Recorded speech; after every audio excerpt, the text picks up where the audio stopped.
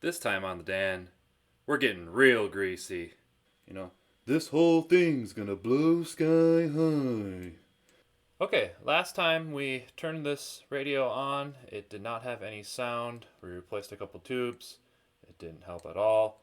So here we're gonna start looking at some components. Now luckily I have some friends who are pretty smart about this stuff, and they suggested a couple things we should look at right away. The first of those things being this 25 microfarad capacitor coming off of the rectifier here. We should make sure that that thing is okay. They also suggested testing this field coil. It should be measuring 615 ohms. They suggested measuring the voltage coming in at pin P here. This should measure 260 volts. And they also said that this plug might be a little janky or something too. So we'll test all those things first up here, and then we'll see what happens. Okay, so I set off to test the first thing on my list, which was the 25 microfarad electrolytic capacitor coming off of the rectifier. And as I'm sure anybody who's worked on one of these radios before noticed in my first video, that there's some stuff missing here. I noticed when I got the radio that there were these clamps that didn't have anything being clamped, and didn't think much of it because I figured, well, maybe they reuse this chassis for other radios and those are just optional things that don't have anything to do with my particular configuration. And one of the reasons I thought that is, again, I didn't see a whole lot of evidence of anybody messing with it on the underside, and so I figured this just the way it should be. But wrong. There's definitely supposed to be things there. In this schematic that shows, this is a diagram, it says there should be a electrolytic capacitor, part number 33371 here, and there should be another electrolytic capacitor, part number 36752 here. And as you can clearly see, they are not here. So I originally said in the first video how lucky I was that nobody had worked on this radio yet. Well, as they say in Japanese, chigao, which means wrong. So we are going to have to really get into this, and the plot thickens. Okay, so I removed the metal plate covering this section that was kind of visible in the first video to get a better look at what's going on here. This is the hole in the top where one of those electrolytics should be, and you can see here that somebody had replaced what was there with this guy here. And you can also very clearly see that that guy has had an accident. It appears as if that capacitor shot its guts against the side of the wall here. This is some kind of powdery something or another. I don't think that happened when I turned it on. I imagine I would have heard something exploding off the side of a capacitor, so I think that had been done before I turned it on. So that's maybe why this radio wasn't restored by anybody else. So clearly we need to take that capacitor out. We're going to test it for fun, but clearly it's going to have some problems. So we'll take that out and we'll test it for fun, and we'll try and find something to replace it with. Just another note, I noticed again that there's these wires that are sliced here and taped with some sort of petrified electrical tape, vintage petrified electrical tape. And while we're at it, I also see there's some other shenanigans going on up here. So clearly this side of the house is not in such good shape. We've got the supposedly bad capacitor isolated out of the circuit here. Right away you'll notice that this one says it's a 16 microfarad capacitor and the schematic calls for a 25, so somebody just kind of threw whatever they had in there. and you know, I guess it's close. So on the night, in the little cam in the top left, this night hasn't been restored. It's all original, so it doesn't operate entirely perfectly, but you know, it gives you an idea. And what you're looking at is this eye up here. When this opens up, whatever value is on the gauge is what the capacitor is measuring for capacitance. And so you can see, you know, we only get a little bit of an opening, which, you know, I'm going to chalk up to this machine being a little bit tired, but you know, you can see that it's measuring around 10, which, you know, plus or minus, you know, the old stuff inside of here is fine. So we'll do a quick leakage test here, and we'll see if it can handle any voltage at all. And it's dead. Yeah, so super dead. This is a 450 volt capacitor, and I'm on the, can you see that? It's kind of hard to see. This webcam is no good in the corner, but you can see the eye. If this eye opens up here, the capacitor is capable of handling whatever voltage it's set for, and it is just dead. So this capacitor is garbage. Can't even handle 50 volts. So yeah, I guess that's good news. The bad news is I don't have one of those, so we're going to figure something out.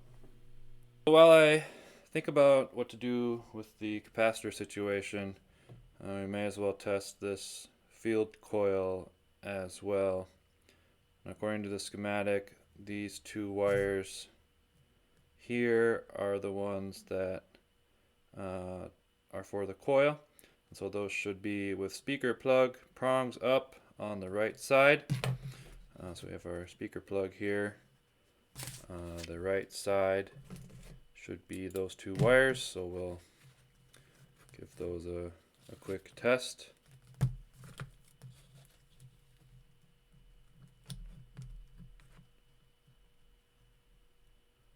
And nothing. Huh.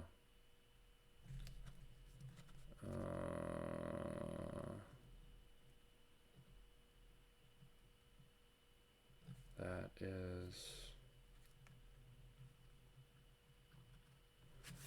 is not good.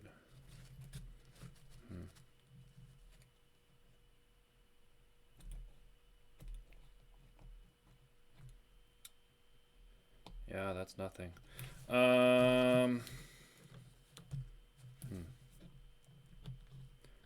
does this side say?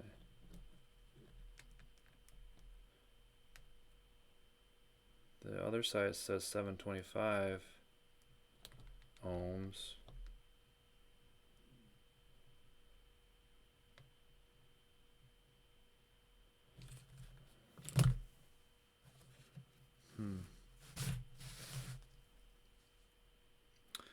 But that's not what we want to measure. The left, these two should be this thing, which is not what we're interested in. We're interested in this field coil. Speaker plug, which is this, prongs up.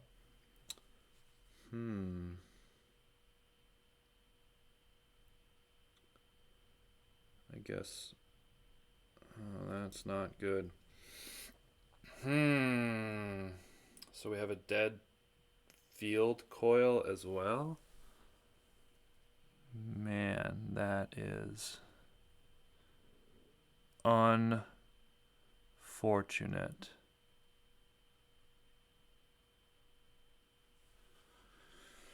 Well,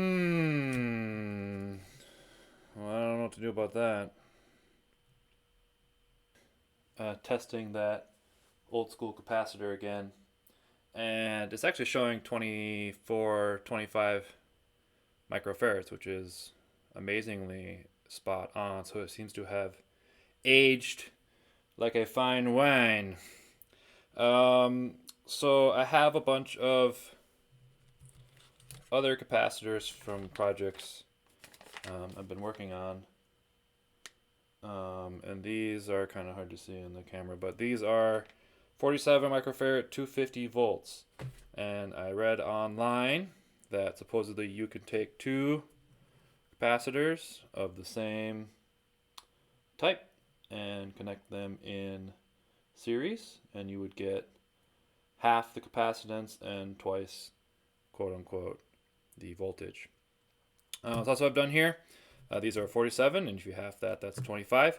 And so we can see how true that theory is. Positive and negative.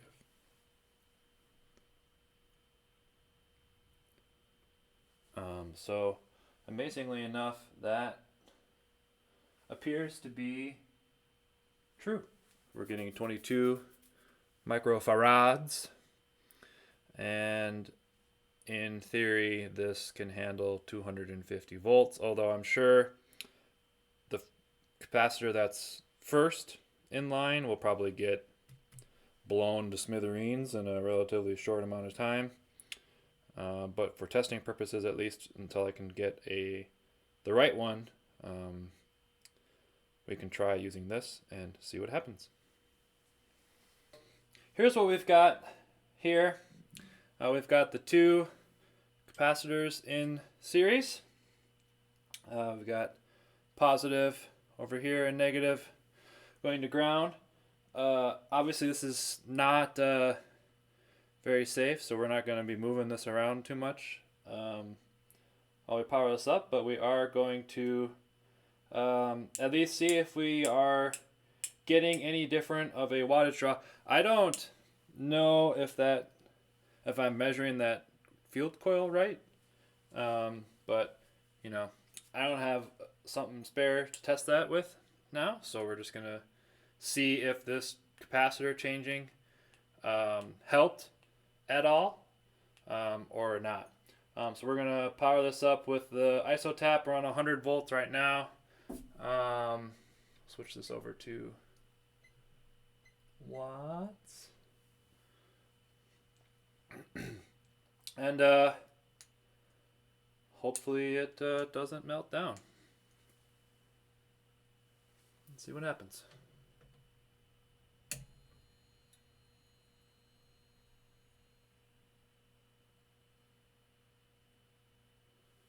Yeah, no change there.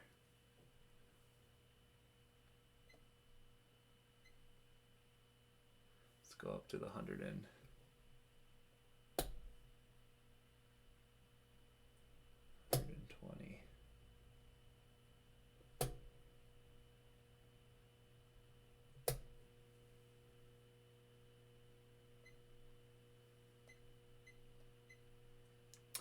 So 57. Essentially no change. So that capacitor appeared to not have been the cause of the problem. So I'm just going to shut this down quick and think about what to do next. Well, volume, always turn the volume up. Yeah, nothing out of the volume. So not the problem. Just taking a look at that capacitor, this is the side that had exploded all over the walls of the chassis, and I mean, there's like white stuff on here too for sure, but there's not really much of like a hole. That imprint is pretty much from where the wire had been connected, but you know, I expected to see like a giant hole in this. It's definitely like kind of moist looking, but that could just be the wax used to seal it. You know, the other side is metal, so I can't really compare it there, but yeah, you know, I don't see, it's hard to say if this capacitor is what caused that spray on the side of the wall or not. Alright, we've got these kind of tacked in here with some glue so that it doesn't flop around while we're working on it, just temporary. So one last test that I wanted to do before I sit down and noodle on what to do is to see if our rectifier is at least rectifying. So right now we are plugged onto the output of the speaker plug, where we are expecting to see 355 volts DC coming off of the rectifier. Right now you can see there's a little bit, there's 60 some volts and discharging from when we last turned it on. So let's see if our rectifier is rectifying.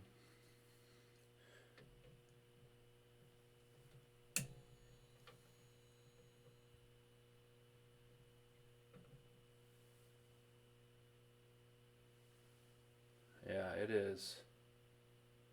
It is mega rectifying, that's for sure. Yeah, 480 volts is a lot of volts. Way more than it should be. Way more than it should be. So yeah, I guess the problem is with that field coil. I lied. There's one other test. This would be testing the other side of the field coil that goes to the 6F6 tubes. So according to the schematic, this should be 260 volts, and this would definitely tell us if the field coil is bad. So let's see what happens.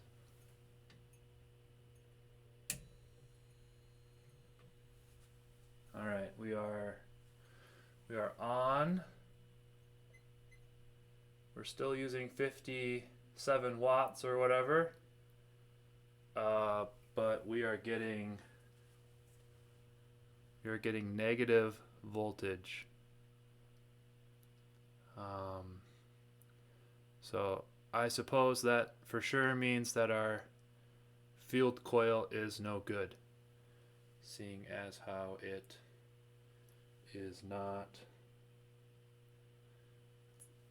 I don't know about you, but that doesn't look like 260 volts to me.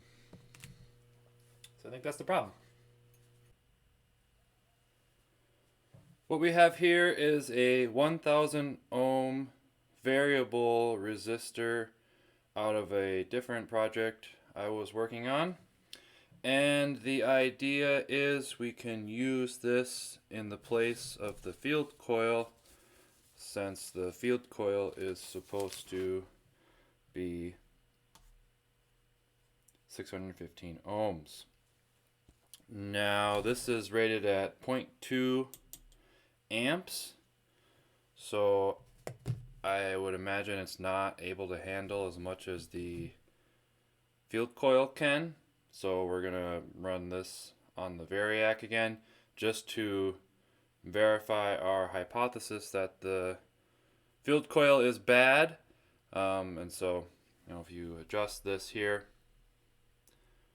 we can get this down to the 615 ohms. And you get the idea. And we will use the variac to apply only a small amount of voltage and see if we are getting a different voltage reading off of the other two pins going to the two 6F6 power tubes.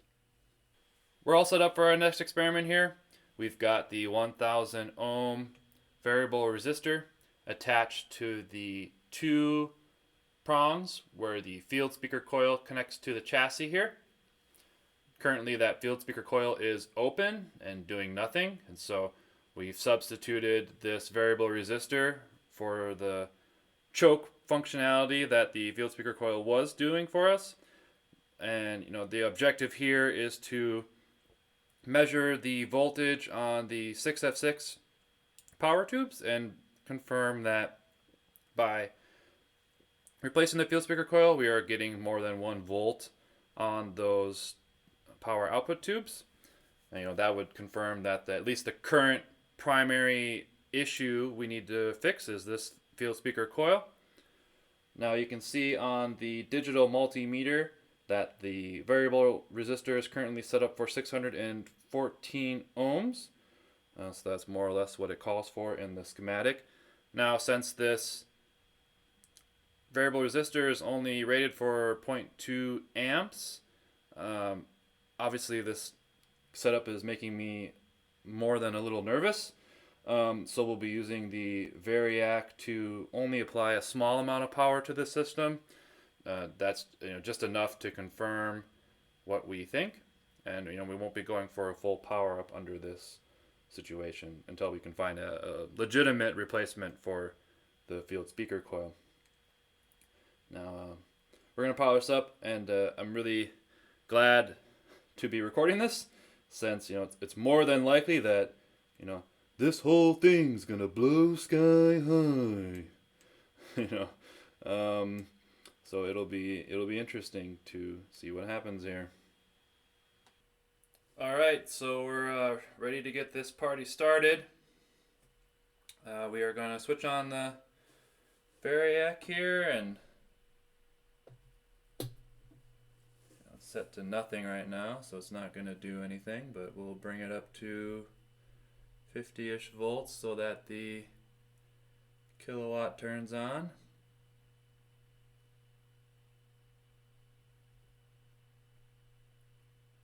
Alright, so 50 volts here, 0 watts, no volts on the 6F6 as we expect. So let's power this on. I would imagine that we'll see something here on the multimeter.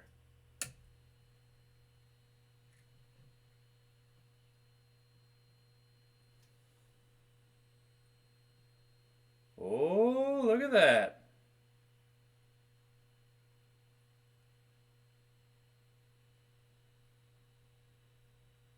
$12.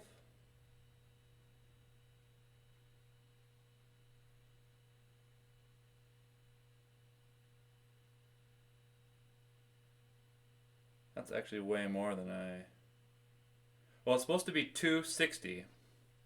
And so 50 watts.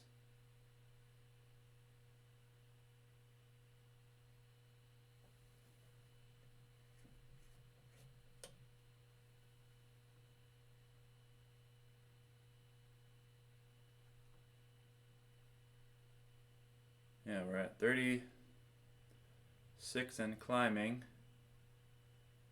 Nothing appears to be on fire yet.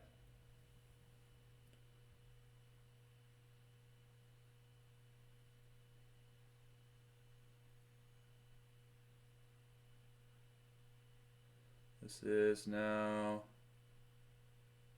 80 some volts on the Variac. 77 volts on the audio output tube. So I think that's pretty much a confirmation that the field coil was bad. We're already pulling, actually this is interesting, we're already pulling 57 watts at 80 some volts on the Variac, where normally it took us all the way to 120 to get that before we added this little resistor guy. So that's pretty much confirmation that this is the first thing we need to fix before we move on. Here we have the speaker. I was hoping I could take it apart and try and wiggle things and see if I could get anything to measure on the multimeter. We've got the multimeter hooked up to the prongs that are for the field coil, and we've got it on ohms here, which you can see it's still very much open. So we remove the screw, take off this cover thing, and that reveals the coil. And I was hoping that I could mess around. This is rotating here. I was hoping I could mess around with squeeze these windings and get something to register on the meter, but no, it's still not having it. I also tried, there's these wires up here, and I tried, squeezing these, and you can wiggle these all around. So it's not just a loose connection of any sorts. It's definitely, something wrong in here.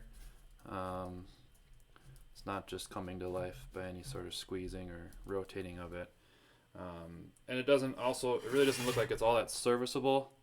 You can see it's kind of, I don't know what you'd call this. It's like crimped kind of in here.